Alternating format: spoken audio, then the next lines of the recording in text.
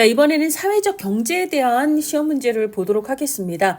주로는 얘는 지역사회복지론에서 다루는 주제인데요. 이렇게 가끔 정책론에서 나오기도 합니다. 자, 사회적 협동조합은 협동조합 기본법에서 규정을 하고 있고요. 협동조합 중에서도 영리를 목적으로 하지 않는 법인을 사회적 협동조합이라고 얘기를 합니다. 자, 그 다음에 마을기업은요, 행안부 소관이에요. 그래서 행정안전부 장관의 지정을 받아야 합니다. 자, 그 다음에 협동조합 기본법에 근거한 협동조합의 설립은 고용노동부 장관하고는 상관이 없습니다. 왜냐하면 얘는 기획재정부 소관의 법이거든요.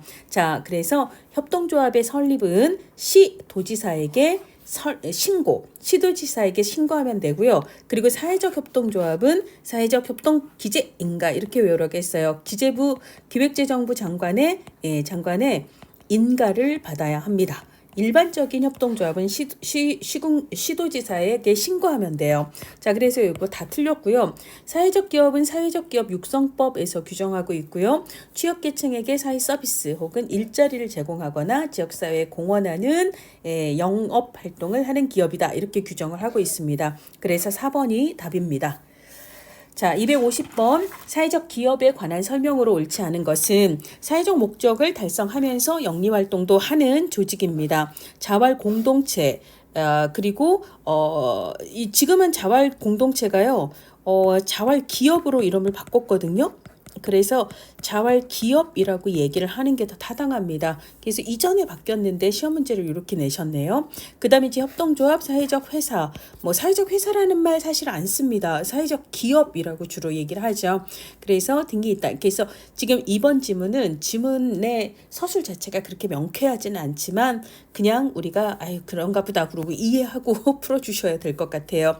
사회적 기업 육성법에 따라서 너랑 나랑 사기 고인증 이렇게 외우라고 했어요. 고용노동부 장관의 인증이잖아요. 그러니까 3번은 맞는 얘기고요. 자, 그 다음에 사회적 기업은요. 여기 방금 나왔던 사회적 기업 육성법에 따른 기관인 거고, 그러니까 기업인 거고 사회복지시설은 아닙니다. 그래서 4번이 확실하게 틀렸고요. 사회적 취약계층에 대한 일자리 창출 방안의 하나가 될 수 있습니다.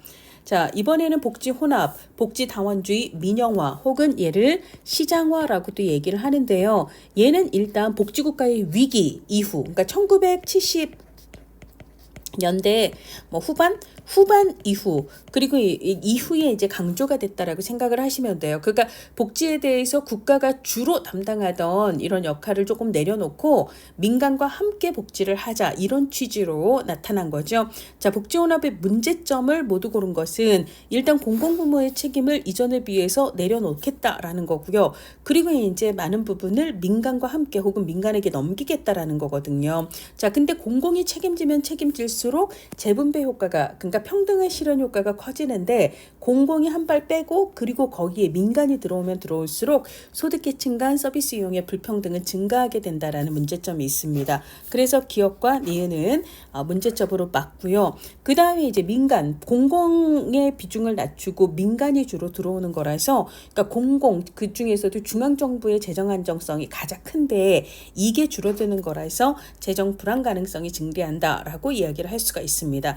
근데 이제 공공보다 민간이 더 잘하는 게 탄력적인 대응이거든요. 이 부분이 증대되는 것은 문제점이 아니라 장점에 해당하기 때문에 여기서는 리을은 빼야 되겠죠.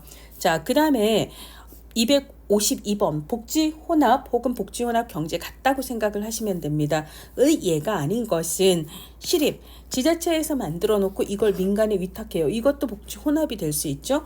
그 다음에 사회복지기관에서 사회적 기업을 운영합니다. 자, 이런 것도 복지혼합이 될 수 있습니다. 그러니까 사회적 기업이 고용노동부 장관의 인증을 받아서 사회기업적 기업을 운영을 하게 되는 거죠. 자, 그 다음에 바우처를 수요자한테 정부에서 지원을 하고 그리고 바우처를 받은 수요자는 민간의 어린이집을 이용을 할 수가 있습니다.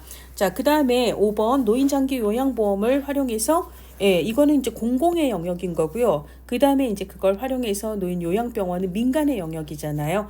그렇게 혼합을 할 수 있다라는 얘기예요. 근데 국기법에서 통합급여에서 개별급여로 전환을 했다라는 것은 국기법이 2000년에 이제 시행이 처음 될 때는 최저생계비를 기준으로 해서 그 안에 있으면 다 받고 그 위로 올라가면 다 못 받고 이런 시스템이었는데 이게 이제 2015년 7월부터는 급여 선정 기준을 다층화시켜서 예를 들자면 생계급여는 기준 중위소득의 32%를 이렇게 기준으로 그다음에 의료급여는 40%를 그다음에 지금 현재 이제 주거급여는 48%를 그다음에 교육급여는 기준 중위소득의 50%를 기준선으로 잡아서 예를 들자면 내가 요 소득이 있을 때는 그 아래 다 해당이 되기 때문에 4개를 다 받지만 요 정도에 해당이 되면 생계급여는 못 받고 나머지는 받을 수 있고 이런 식으로 개별 급여별로 선정 기준을 다층화하는 구조로 전환이 됐다라는 거거든요. 이거는 공공과 민간의 혼합하고는 상관이 없는 얘기입니다. 그래서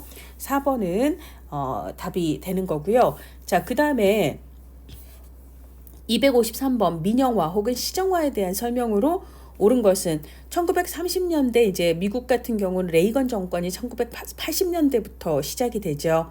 자, 그래서 얘는 신자유주의와 관련이 있습니다. 신우파 정권과 관련이 있죠. 뭐 엄밀하게 얘기하면 신자유주의가 80년대 등장했다라고 얘기하기는 좀 그런데요.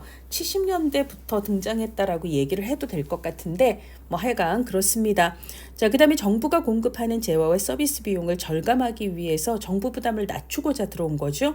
자, 그다음에 이제 민간으로 넘기면 넘길수록 민간에서 이제 다수의 공급자들이 경쟁을 하고 그러면서 이제 소비자는 자신의 선호에 준하는 어떤 걸 선택할 수 있는 이런 게 증가됩니다. 그래서 이제 선택과 경쟁을 중시한다라는 것.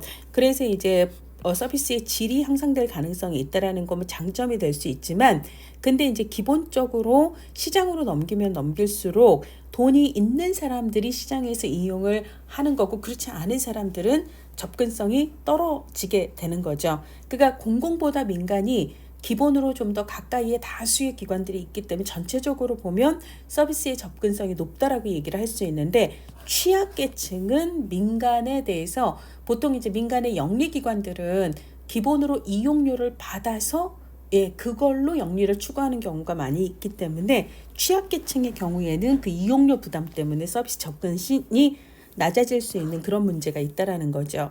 자, 그 다음에 254번 복지혼합의 유형에는 유형 중에서 서비스 이용자의 선택권이 작은 것부터 큰 순서로 그러니까 가장 큰 거는 세제 혜택입니다. 이거는 그냥 내가 원하는 서비스를 자유롭게 이용을 하고 난 다음에 내가 그 서비스 이용을 위해서 지출한 비용의 일부를 나중에 세제 혜택으로 돌려받는 그런 경우가 되는 거죠. 이게 가장 선택권이 큰 방법입니다. 자, 그 다음은 증서가 되죠. 바우처가 되는 거죠. 내가 이 바우처를 받아 그 바우처로 특정 용도 내에 서비스 기관들을 원하는 대로 선택을 해서 이용할 수 있는 구조가 되죠.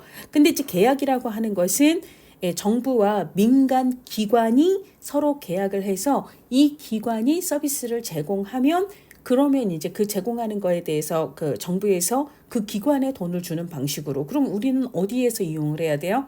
그 기관에서 서비스를 이용을 해야 되잖아요. 그러니까 선택권 이런 것이 가장 떨어지는 형태다라고 볼 수가 있습니다. 자, 그래서 답은 4번이고요. 자, 255번 복지다원주의, 복지혼합에 관한 설명으로 옳지 않은 것은 국가는 복지의 주된 공급자가 이제 이전에는 복지 국가 시대에는 국가를 복지의 주된 공급자로 인정을 했던 거고 복지다원주의에서는 사실 복지의 제공자라고 하는 게 국가만 있는 건 아니다. 다른 섹터들, 민간 그리고 이제 영리 비영리 섹터들이 있는데 지금까지는 국가가 너무 혼자 다 하려고 했으니 국가 역할을 안 하겠다는 건 아니고 축소하겠다. 대신에 이제 영리나 비영리나 비공식 자원봉사 섹터들의 역할을 놀리는 방식으로 한 국가의 복지의 총량은 줄이지 않으면서 이 역할 분담을 좀 재조정하자 이런 차원이죠.